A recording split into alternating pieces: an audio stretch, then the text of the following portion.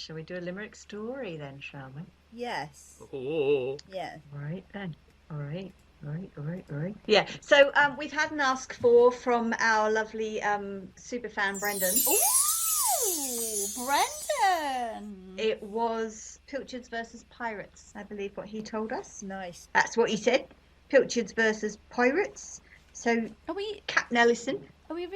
Oh, I'm sorry, Joe Powder Monkey Jody on. I was just inquiring whether we are now receiving pirate-themed requests from the virtual medium of the Facebook for We have our sessions. I like this. We have, Mr. Emmers. We've had something. We have. Well, long time reader, short time responder. Yes. Brendan messaged us and I responded. I found his message and I replied on our behalf and said it was a marvellous story and we appreciated a heads up on any pirate stories that happen to be around in the news just so that we can keep abreast of all such situations. Well, it's right and proper that you should respond there, Captain. It's right and proper that you should be the one that get the quill and the paper out and write it. I couldn't do it, of course, because I don't know how to read and write. But I'm sure that what you wrote was perfect. Aye. Because you're our captain and you're good at that. Aye. And then I stuffed him into a cannon and fired him into the sea for being a stowaway. The Pilchards are there, young Brendan. Young Brendan. Yeah. All he wants to do is go to sea. All he wants to do is go to sea, Courtmaster Dan. He can't help it that he's got no sea legs. I know he's only little, but he takes up too much room. You should stop hiding. You should stop hiding in our barrels of rum and drinking all the rum. I mean, you know. Well, and you are quite right, Quartermaster Dan, that indeed being shot out of a cannon is the punishment for being a stowaway, even if your improv suggestions are rather marvellous. So, you know, our hands were tied. What could we do? We had no But it's choice. a good thing his hands weren't tied, because it was funny then, because when he flew through the air, his hands were waving about like mad, going, oh, and if you tied him up, it wouldn't have been anywhere near as interesting. No, it certainly It would wouldn't. have just been a regular firing, wouldn't it? He'd be dead by now if your hands were tied. If his hands were tied together, he'd be dead. We don't want to do that. No, we don't want to do that. We don't want to kill him. We're not going to tie anyone's hands anymore. So anyways, we've got Pirates versus Pilchards, the limericks, starting with our Captain Ellison. Once there was a merry band of pilchards that sailed the sea. They swam and they tasted good with peas. Some call them sardines. They're cheap and within means. But sadly, the pirates on the sea couldn't let them be. See, a pirate sees a pilchard and is filled with hate. He says to the captain, Don't look at me like that, mate.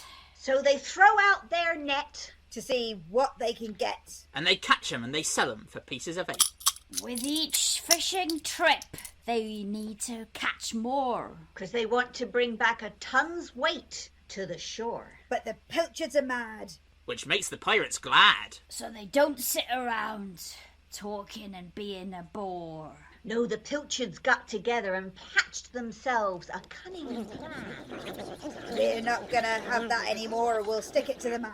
They built a fishy ladder. Those sardines, they couldn't have been gladder. As up the side of the ship in their little fishy way they ran. But up in the crow's nest, they were seen coming. The lookout said, Blimey, I shouldn't have got that rum in. They'll overwhelm our bow. There's fish everywhere right now. And a warning, they started to drumming. The captain ran on deck, cutlass in hand. He shouted, All ye fish, you're all looking very grand. But the Pilchards looked back. And the captain's smile did crack. And said, Mr. Mate, make sure the cannon's a man. But Captain, we can't bomb our own ship. If we do that, then this will be nothing but a disaster trip. We should negotiate. Before it's too late! We don't want to just be nothing but a blip. So the captain did parley with the head of the school. And he wanted a good deal, he was no fool. He said, What do you want? Don't tell me you can't. We don't want you eating any more Pilchards. We're not here to make you drool. So they wrote up a truce. Inspired by Robert the Bruce. Shouted, Freedom! It will come! If we dress up and look spruce.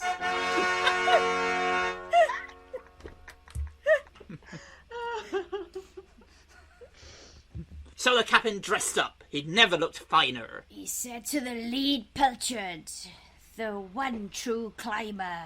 Now that I'm dressed mighty fine, In fact, up to the nines. There's just one more bit of business, and it's very minor. We'd like to put it to you that you swap sardines for mushrooms. 'Cause we're now singing those vegan tunes. The captain agreed. Though his profits would bleed. But he realised he'd make up the difference with cooking recipes on Zoom. So Pilchards and Pirates are enemies no more. They cook together and make mushrooms galore.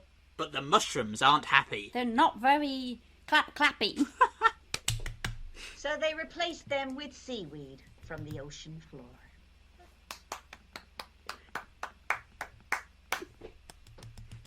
Right, that's it. That's our mushroom pilchard pirate endeavouring. Of course. I'd like to know how comes the mushrooms are sentient but the seaweed is not.